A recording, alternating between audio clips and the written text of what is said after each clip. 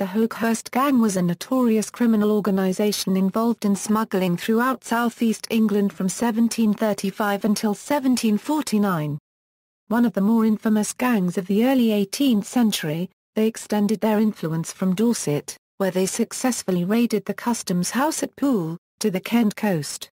After they were defeated in a battle with the Goudhurst militia in 1747, two of their leaders, Arthur Gray and Thomas Kingsmill, were executed in 1748 and 1749.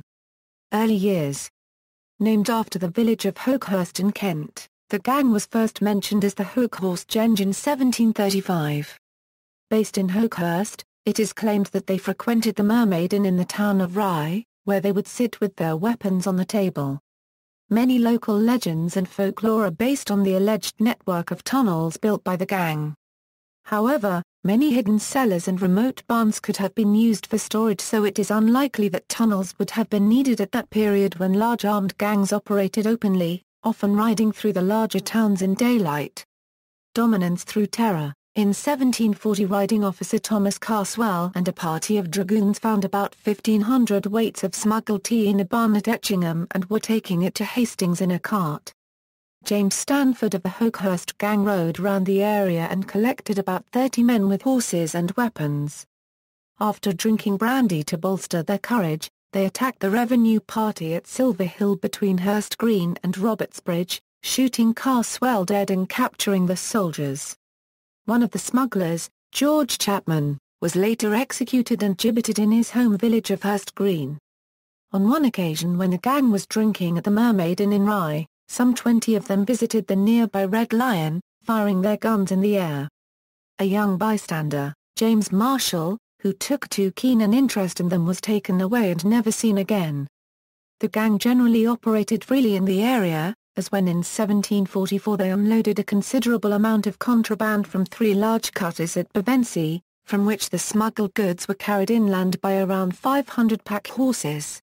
Sometime in the early 1740s, Jeremiah Curtis, who had been part of a violent gang in the Hastings area, joined forces with the Hawkhurst Gang, and was one of its most brutal members. It was Curtis who led the whipping and beating to death of Richard Hawkins, a farm labourer from Walberton who they suspected of stealing 2 bags of the gang's tea. Hawkins was taken to the Dog and Partridge Inn at Slindon to be interrogated. When he died of his injuries, his body was sunk in the pond at Parham Park about 12 miles away, which was owned by Sir Cecil Bishop, 6th Baronet, the father of the wife of one of the accused, Thomas Lillywhite, where it was found in the spring of 1748. The Poole Raid. In October 1747, members of the gang led a successful raid against a government custom house in Poole, Dorset, which was holding about 30 hundredweight of tea, 39 casks of brandy and rum, and a small bag of coffee captured from the smugglers' ship, Three Brothers, in September. The shipment from Guernsey, worth about £500, had been organised by the Hawkhurst Gang, working with a group from East Hampshire, and was intended to be landed at Christchurch Bay, but was captured by a revenue vessel Swift, commanded by Captain William Johnson in the 22nd September 1747. The goods were then taken to Poole, after the crew had escaped in a small boat.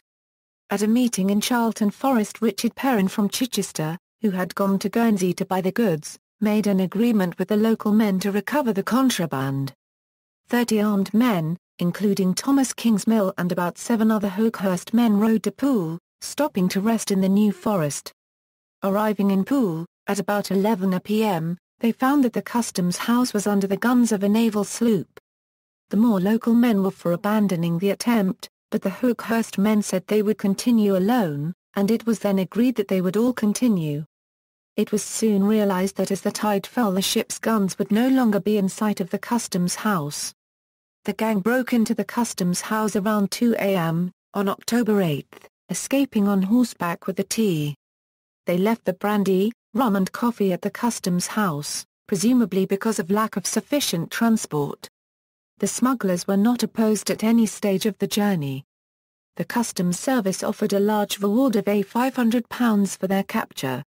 Several months after the raid, a member of the gang known as Diamond was captured and jailed at Chichester. He had been recognized by a Fordingbridge resident, a shoemaker named Daniel Chatter, who was given a small bag of tea by Diamond.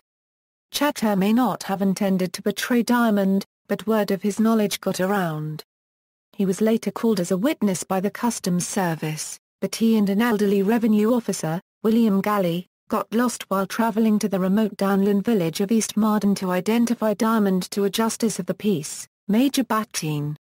They stopped at the White Hart Inn at Rowlands Castle, a smuggler's pub, where the landlady fetched smugglers William Jackson and William Carter to investigate them. They were given drink until they fell asleep and their documents were discovered, then beaten and tied on horses by members of the local gang, then taken north to the Red Lion Inn at Rake. After burying the customs officer alive in a nearby fox earth, they kept Chatter chained to a shed at Trotton for several days before deciding to kill him.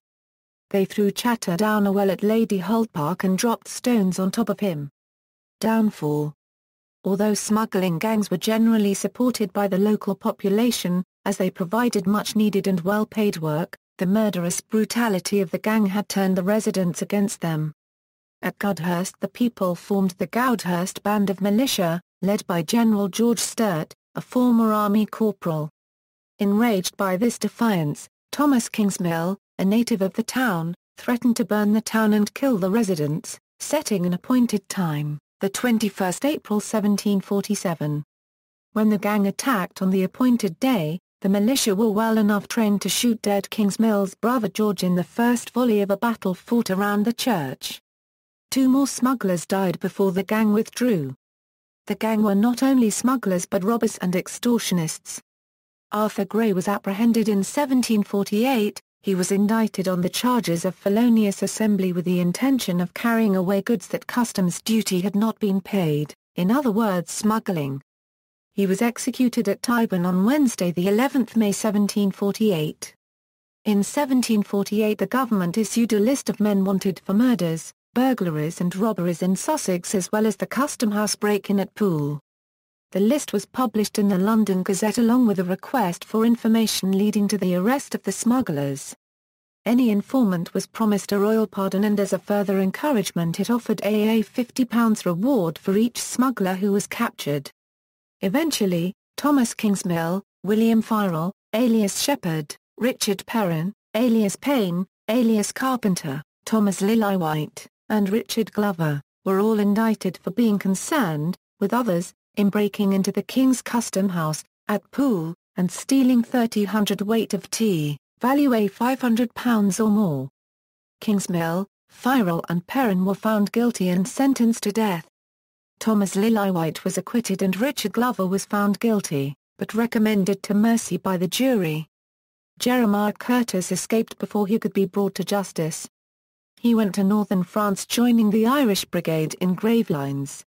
Kingsmill, Firrell, Perrin and Payne were executed at Tyburn on April 26, 1749. The bodies of Thomas Kingsmill and William Firrell were delivered to the Sheriff of Kent, in order that they could be hung up in chains, the former at Goudhurst, the latter at Horsendown Green, where he once lived. 7 of the gang were tried at Chichester Assizes, and sentenced to hang.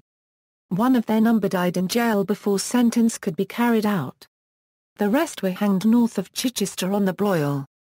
The principal murderers' bodies were then hung in chains, 1 on the Portsmouth Road near Rake, 2 on Selsey Bill, 1 near Chichester at Rooks Hill and 1 at Osmondon in Kent.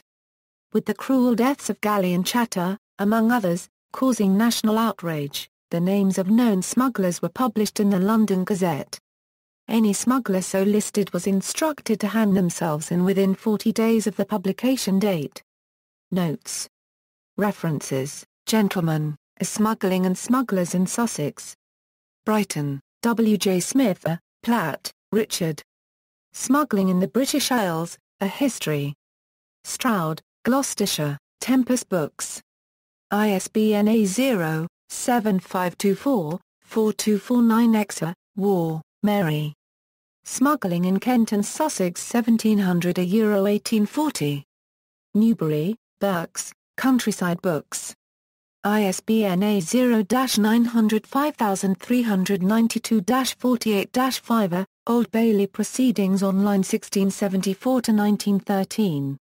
Old Bailey Online 1674–1913. Retrieved August 2, 2011. Version 6.017. External links: Smugglers the Hawkhurst Gang, 1735–1749.